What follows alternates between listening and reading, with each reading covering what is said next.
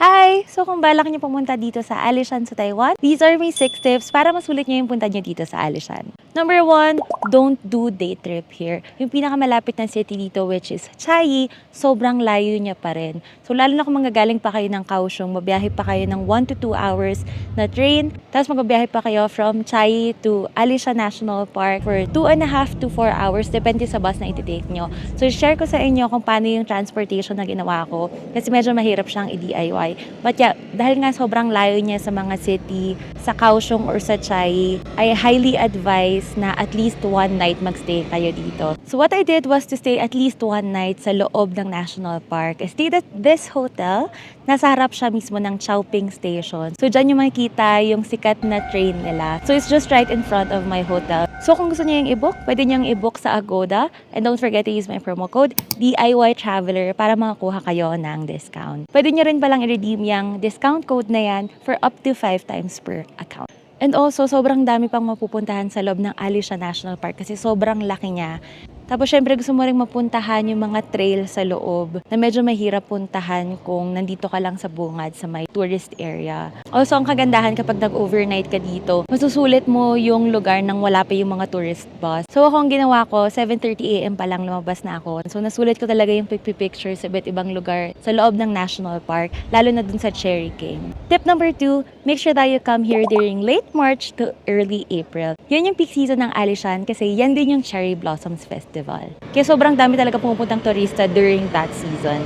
Pero sobrang ganda rin kasi talaga. Kahit yung weather during that time, sobrang ganda. Sakto lang yung lamig, kaya ng isang jacket. And that leads me to tip number 3. Dahil nga peak season at laging maraming tao, make sure that you plan early. As I said earlier, medyo mahirap siyang i-DIY, so make sure that you plan ahead. So in my case, nung nag-book ako ng bus just 2 days before my departure, nahirapan na ako mag-book. Actually, sold out na siya. So what I did was to take a longer route. So parang nadagdagan ako ng 30 minutes to 40 minutes dun sa bus ride ko.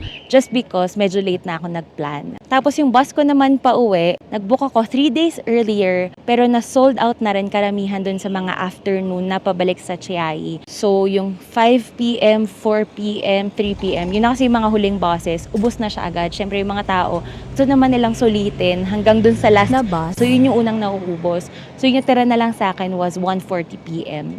Okay na rin, nasulit ko naman. Sakto lang din na nakapag-check out ako sa hotel tapos dumiretso na ako sa bus station. So yeah, if you're planning to come here, make sure that you plan really early dahil mabilis maubos yung trains pati yung mga buses.